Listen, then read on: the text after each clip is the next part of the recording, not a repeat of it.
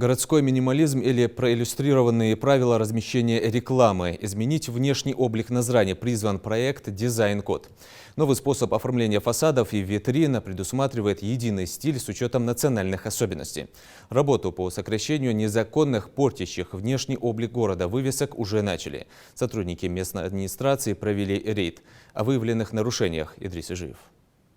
Придать самому большому городу республики новый минималистический вид местные власти решили еще в прошлом году. Основной акцент сделали на рекламных баннерах и торговых вывесках, которые не только портят общий вид Назрани, но и в большинстве случаев установлены с нарушением законодательства. Рейд начали с наиболее оживленных районов, на пересечении проспекта Базоркина и улицы Асканова. Это большое и красивое здание сразу бросается в глаза, так же, как и рекламные баннеры, расположенные в хаотичном порядке. Нарушение незаконный аудио, без разрешения администрации, согласователя.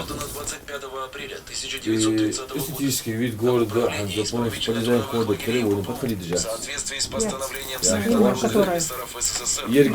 У вас Мухаммед Али, который вывесил, да. Вот она тоже не подходит, потому что там единые требования.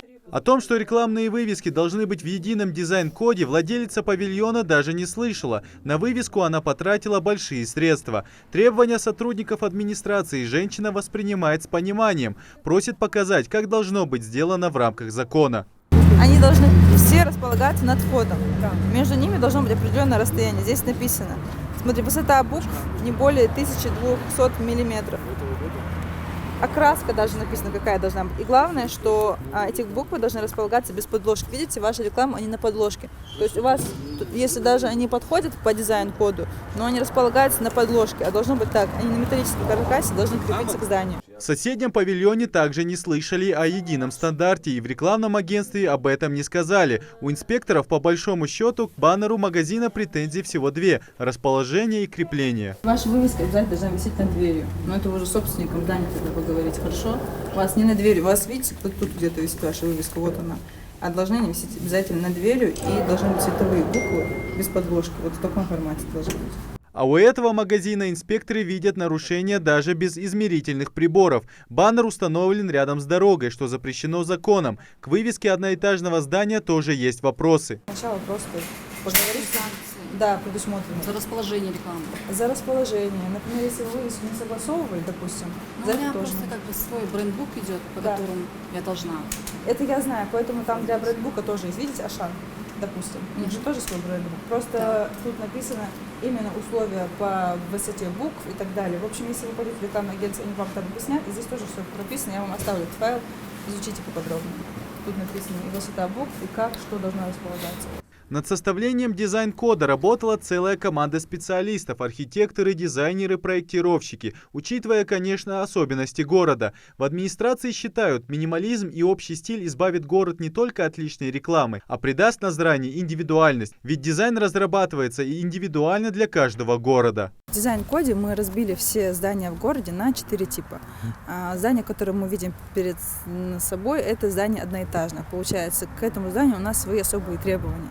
Мы решили, чтобы жителям было легче, и собственникам, точнее, и тем, кто снимает, мы решили для каждого распечатать, в общем, показать им, как, что должно быть. То есть вот мы, например, это здание на Асканова. Здесь мы показываем, что, как не должно располагаться, и уже прикладываем дальше требования. Тут написано, какого размера должны быть буквы, на чем они должны быть. То есть, например, здание такого типа предполагает, что буквы без подложки, они крепятся на металлическом каркасе. Все это мы объясняем, когда заходим. Также мы даем полную консультацию, отдаем им материалы, сообщаем, что на сайте у нас размещена вся информация, и для консультации они также могут обратиться в администрацию города Назрани. Мы также их дополнительно проконсультируем. По итогам рейда магазинам вручили уведомления с оговоренными сроками, при нарушении которых к владельцам зданий и павильонов применят штрафные санкции. В ходе сегодняшних мероприятий мы также выявили нарушения.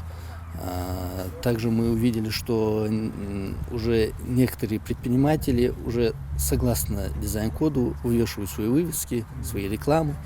В уведомлении мы прописали и штрафные санкции, которые будут применяться. Это неисполнение нормативно-правовых актов органов местного самоуправления.